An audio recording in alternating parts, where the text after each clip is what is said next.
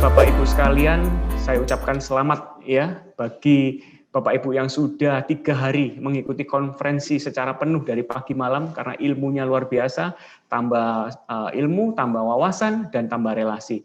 Dan sebentar lagi kita akan menyaksikan bersama-sama dengan audiens seluruhnya yang bergabung saat ini, ada 500 lebih peserta, akan menyaksikan berapa perusahaan, siapa perusahaan itu yang mendapatkan award dari Magister Manajemen Fakultas Ekonomi Bisnis Universitas Airlangga. Saya undang dengan hormat Bapak Dr. Gancar Premananto selaku Kepala Program Studi Magister Manajemen Fakultas Ekonomi Bisnis Universitas Airlangga. Selamat malam Bapak Gancar Premananto. Selamat malam Pak Sandi Wahyudi, Pak DSW, dan Pak Marvin, serta semua peserta Connectpedia yang luar biasa. Baik, selamat malam. Selamat malam Pak Gancar. Inilah akhir daripada hari konferensi kita, Pak Gancar. Terima kasih supportnya. Semoga bukan yang terakhir juga, Pak. Tentu saja tidak, Pak. Tahun depan, Pak, sudah ada tema. Nanti Pak Marvin akan menyampaikan di akhir penghujung sesi Business Awarding Night ini, Pak. Oke. Baik, sebelum saya menyampaikan untuk masalah silakan, Pak Gancar. Izinkan saya untuk meramu apa yang kemudian kita diskusikan selama 3 hari ini, Pak Sandi, mengenai game changer dan juga mengenai awarding-nya nanti akan nyambung ke sana. Jadi kita akan mendiskusikan masalah filosofi juga untuk masalah game changer ini. Kenapa sih tema ini muncul, itu yang coba akan kita diskusikan bersama. Nah, sebelumnya perkenalkan diri saya dulu. Jadi saya saat ini sebagai KPS FEB UNER dan juga Ketua Pusat Kajian Sosiopreneur Digipreneur, founder dari Asian Association of Consumer Interest and Marketing, dan juga founder Indonesia Brand Management. Juga kita sedang mengembangkan untuk digiseminar.id dan Kikanca, Pak Sandi. Nah, berkaitan dengan game changer ini, kita harus tahu definisinya dulu. Bahwa secara definitif kita bisa melihat game changer adalah an event, idea, or procedure that effect and significant shift. Jadi ada perubahan yang signifikan dari apa yang kita lakukan selama ini. Baik itu berupa event, ide, maupun prosedur-prosedur. Jadi apa yang kemudian kita diskusikan kemarin menjadi berubah. Nah, seperti yang tadi disampaikan oleh Pak DSW, bahwa kita mengalami perubahan yang luar biasa dan game changer-nya ternyata dari luar. Ya, maka kita mencoba melihat sebetulnya game changer-nya itu siapa saja sih. Nah, secara umum untuk kategorisasi game changer saya bisa kelompokkan menjadi 2 nantinya. Tapi yang jelas adalah bahwa seluruh peserta termasuk Pak DSW ini adalah game changer nih. Seluruh pembicara itu juga menyampaikan berbagai hal, solusi yang kemudian bisa dilakukan untuk menjadi game changer, termasuk para penerima dari award yang nanti akan kita sampaikan. Mereka adalah game changer. Nah, tapi juga kita lihat bahwa ternyata COVID-19 itu juga adalah game changer bagi kita.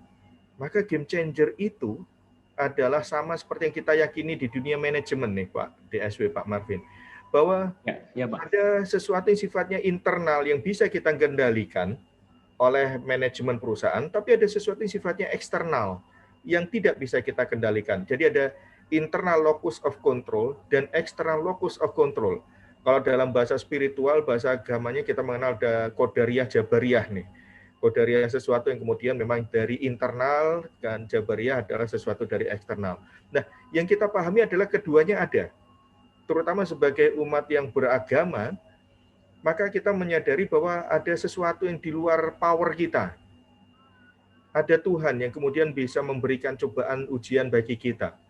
Nah, jadi ini yang mengingatkan bahwa walaupun kita punya kemampuan untuk mengelola, mengendalikan, memanajemen, tapi ada kekuatan lain. Itu yang kemudian kita lihat COVID-19 itu menjadi game changer bagi diri kita semua. Faktor eksternal yang kemudian kita alami.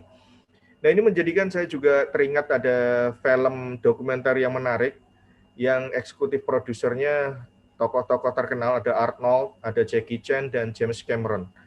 Nah, yang kemudian saya intisarikan dari film dokumenter Game Changer ini adalah kita belajar bagaimana menjadi juara di situ. juara-juara olahraga. Maka bagaimana cara mereka menjadi juara? Yang pertama adalah berlatih penuh. Tentunya ya semuanya harus berlatih penuh. Sebagai atlet kalau tidak berlatih ya akan kalah dengan yang latihannya sangat luar biasa. Tapi ternyata bukan hanya latihan. Ketika terjadi kasus seorang atlet kakinya tiba-tiba mengalami cedera, maka dia belajar dari berbagai studi, belajar masalah sport science, tentang bagaimana sih caranya bisa meningkatkan kualitas dari aktivitas dalam dunia sport. Jadi ada learning from any study yang kemudian dia lakukan, belajar dari jurnal, karya tulis, karya ilmiah, dan seterusnya. Kemudian juga mereka menantang dirinya sendiri dengan hal-hal baru. Kalau sudah mengarungi ini, apalagi? Ada tantangan yang diberikan untuk dirinya sendiri. Dan yang menarik di film Game Changer itu adalah bagaimana mengelola apa yang mereka makan. Nah, kalau kita kaitkan dengan dunia bisnis, maka bisnis tidak boleh lepas dari melatih dirinya sendiri, melatih karyawannya, melatih untuk agar siap menghadapi segala perubahan yang terjadi. Kemudian juga jangan lupa untuk selalu belajar apakah secara formal, informal. Jadi dunia akademis dan dunia praktisi itu adalah sebetulnya dunia yang link match-nya sangat dekat sekali. Jadi seperti yang kemudian dilakukan dalam sport science ini, dia belajar bagaimana sih makanan itu bisa mempengaruhi untuk aktivitas berolahraga. Nah, beda dengan yang diyakini secara awam ternyata. Hasil risetnya menunjukkan perubahan yang berbeda, hasil yang berbeda, bukti-bukti yang berbeda. Nah, ini yang kemudian kita juga harus belajar dari dunia akademik. Yang kedua, menantang dirinya sendiri. Ini yang kemudian kalau dalam bahasa bisnis kita harus melakukan self-disruption. Mendisrupsi diri kita sendiri sebelum didisrupsi oleh dunia luar. Perusahaan yang siap, salah satunya yang mendapat penghargaan di sini adalah yang sejak tahun-tahun kemarin sudah mempersiapkan diri untuk aplikasi dengan gadget-gadgetnya. Sehingga ketika negara COVID menyerang, maka mereka sudah siap untuk itu. Dan efisiensi, manage what they eat. Ini kan ada diet-diet yang mereka lakukan ya Pak DSW. Nah ini bagaimana perusahaan juga harus diet untuk efisiensi dirinya. Nah yang terpenting juga adalah mindset nih. Ada buku yang kemudian mencoba belajar dari mindsetnya ikan hiu. Kalau saya tidak berusaha belajar dari mindset ikan hiu. Kita sudah pernah kolaborasi bersama ya Pak DSW untuk membuat seminar yang judulnya adalah server mindset. Ya, server mindset. Ya. Dan ini kemudian saya buat jadi buku Pak DSW, server leader dalam kondisi fun. Nah, kurang lebih gambarnya adalah seperti ini. Di Lautan Merah, di mana persaingan sangat berdarah-darah, banyak ikan hiu yang kemudian mencoba memakan ikan-ikan yang kecil. Di masa COVID-19, perusahaan-perusahaan besar bisa tiba-tiba turun untuk makan pasarnya perusahaan-perusahaan yang kecil. Nah, di masa ini juga yang terjadi adalah funds kondisinya, bukan VUCA biasa, bukan volatility, uncertainty, complexity, ambiguity seperti yang disampaikan oleh Harvard. Kita memunculkan istilah funds, fearful, unpredictable, novel, dan shocking, sesuatu yang sangat mengejutkan. Maka kita tidak cukup hanya belajar dari ikan hiu, tapi kita bisa belajar sebagai server, spiritual, understanding, rapid action, foresight, enthusiasm, dan risk management. Dan itu beberapa hal yang juga ternyata dilakukan oleh teman-teman kita yang menerima penghargaan Pak DSW. Dan apakah MM juga melakukan? Kita juga memberikan pembelajaran kepada mahasiswa kita untuk menjadi game changer.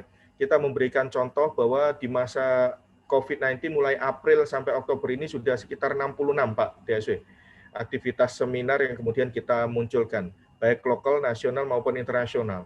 Juga ada 3 e-books, 3 aplikasi, tadi saya sampaikan di seminar dan kemudian Kikanca 1, Kikanca 2. Kemudian Massive Open Online Course kita banyak buat untuk pembelajaran secara gratis, baik dilakukan oleh mahasiswa maupun dosen. Kemudian kerjasama untuk membuat awarding, diantaranya kerjasama dengan Konepedia, dan ada 7 kegiatan USR, University Social Responsibility. Jadi kita berkolaborasi untuk membuat CSR juga. Nah, jadi itu yang kita ajarkan kepada mahasiswa. Maka apa yang kemudian kita dapatkan dari nanti para penerima penghargaan itu adalah mereka punya mindset sebagai server leader. Mereka kemudian mampu untuk memahami apa yang terjadi di lingkungan, bertindak cepat, rapid action, berpikir ke depan, kemudian juga antusias, tetap bersemangat, karena kalau tidak bersemangat, maka bagaimana bawahan bisa bersemangat juga. Jadi sebagai leader juga harus menunjukkan semangat yang luar biasa, tapi tidak lupa risk management. Dan jadi para penerima penghargaan itu melakukan pilihan untuk tidak malah menjauhi gelombang yang ada, tapi berusaha menghadapi gelombang, bahkan menaiki gelombang itu. Nah, itu adalah peselancar. Melihat ada gelombang besar, mencoba membuat keindahan dengan gelombang tersebut. Nah, peselancar mindset-nya adalah seperti itu, dan itu yang kita dapatkan bersama Connectpedia untuk kemudian kita berikan penghargaan kepada beberapa perusahaan yang di sana MFEB UNER sebetulnya juga belajar dari mereka. Nah, bahwa intinya karena kita manusia, tapi kemudian Tuhan sudah memberikan kepada kita senjata untuk bersaing, untuk menghadapi semua perubahan yang ada, yaitu kita punya otak dan kita punya dua tangan untuk bekerja, melakukan sesuatu untuk menghadapi perubahan. Jadi apa yang kemudian menjadi tema kita, itu saya rangkum kurang lebih seperti ini dari para pembicara sebelumnya, Pak Sandi. We are game changer that always dealing with change. Maka awardee yang kemudian kita berikan materi penghargaan itu adalah mereka yang sudah siap untuk menghadapi gelombang, menghadapi perubahan. Jadi game changer, meet the game changer. Perusahaan yang bisa melakukan perubahan berhadapan dengan COVID-19 yang entah ke depan nanti akan ada ujian apalagi dari Tuhan. Yang jelas, selamat untuk semuanya, bahwa apa yang kita lakukan dengan awarding ini sudah kita rencanakan sejak tahun kemarin ya Pak Deswi. Dan kemudian intinya adalah kita bukan berusaha membuat kompetisi untuk tahun ini, tapi memberikan apresiasi terhadap apa yang sudah dilakukan oleh berbagai perusahaan. Maka yang kita lihat adalah capaian-capaian yang berbeda. Jadi masing-masing perusahaan mendapatkan penghargaan sesuai dengan capaiannya masing-masing. Ada yang merubah seluruh proses bisnisnya. Ada yang kemudian lebih perhatian terhadap konsumennya. Ada yang lebih perhatian untuk menjalin komunikasi dengan karyawannya. Nah, masing-masing akan mendapatkan penghargaan sesuai dengan apa yang sudah mereka lakukan untuk berubah dan menghadapi perubahan. Saya kira demikian Pak Sandi untuk mengawali aktivitas penghargaan. Baik, luar biasa. Tentu saja Pak Ganjar, metodologi yang digunakan untuk penilaian itu adalah hasil daripada review segala aspek yang ada di dalam suatu perusahaan. Karena setiap perusahaan mengirimkan form-form yang diberikan ke mereka dan mereka isi kembali dan kirim ke Bapak. Betul demikian ya Pak Ganjar ya? Bahwa jadi itu melalui proses yang dikirimkan kepada kita dan kemudian kita coba lihat poin-poin apa yang sebetulnya menjadi faktor yang kunci yang menarik ketika beliau-beliau menghadapi COVID-19. Betul sekali Pak Deswi. Oke, baik Pak. Sebelum kita memberikan penghargaan bagi perusahaan-perusahaan yang akan kita baca dan diputarkan Pak video dokumentasinya, karena yang pasti acara serah terima piala dan piagam ini sudah dilakukan 1-2 minggu yang kemarin. Ya juga metodologi daripada tanggal-tanggalnya ini Bapak Ibu, boleh saya review sedikit ya Pak Ganjar ya. Kok bisa mendadak ada 10 perusahaan yang akan mendapat award ini. Masa pendaftaran Bapak Ibu sekalian adalah dari tanggal 1 hingga 31 Agustus 2020, di mana selama 1 bulan penuh mereka ada yang mengikuti mengikuti program seleksi ya yang diberikan oleh Pak Ganjar, Magister Manajemen FEB UNAIR. Kemudian kumpul ke kami tim panitia daripada awarding dan conference adalah tanggal 31 Agustus. Nah, saat tanggal 1 September hingga tanggal 15 September adalah masa review yang dilakukan oleh Pak Ganjar dan tim yang ada di UNER. Kemudian tanggal 16 September diumumkanlah siapa-siapa perusahaan yang mendapatkan awarding tersebut dengan kategori-kategori yang akan disebut oleh MC sebentar lagi Bapak Ibu ya. Dan setelah itu Bapak Ibu sekalian, kita kunjungan ya, melakukan kunjungan daripada Pak Ganjar dan tim Connectpedia hadir secara langsung di periode waktu antara akhir September hingga pertengahan awal Oktober kemarin dan dilakukan proses dokumentasi.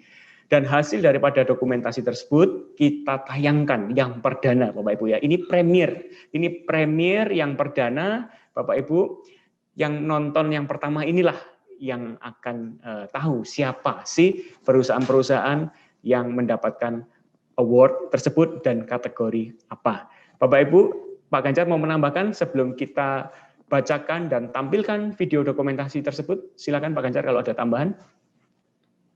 Ya, Bapak, intinya kami juga belajar hal-hal menarik dari para penerima penghargaan itu, Pak DSW, bahwa kita belajar tentang bagaimana perusahaan melakukan shifting, game changer tadi. Jadi ini menarik sehingga kami bisa juga akan menyampaikan kepada para mahasiswa kita tentang bagaimana perusahaan-perusahaan itu berhadapan dengan masalah praktis yang ada. Pak Marvin, silakan kalau mungkin ada tambahan sebelum kita mengumumkan, Pak. Ini penontonnya semakin bertambah terus ya, karena pastinya ingin melihat dari 3 hari ini Pak Ganjar, karena semua narasi pembicara adalah game changer. Dan saya dan tim selalu mengutarakan bahwa akan ada konferensi di hari terakhir konferensi, malam penganugerahan awarding ini. Dan ya. Pak Marvin silakan kalau ada tambahan sebelum kita menunggu waktu yang sangat sakral ini Pak. 19.25, kurang 1 menit lagi Pak, kita akan bacakan dan putarkan masing-masing daripada. Saya mungkin lebih ke arah ya, selamat bagi nanti para pemenang. Jadi biar lebih sakral, mungkin kita langsung saja ke gitu ya pengumumannya. Baik, jadi Pak Ganjar, Pak Marvin, kita mute masing-masing mikrofon kita ya, supaya MC bisa membacakan dengan lantang, dengan mantap, dan operator bisa membantu memutarkan video dokumentasi ini.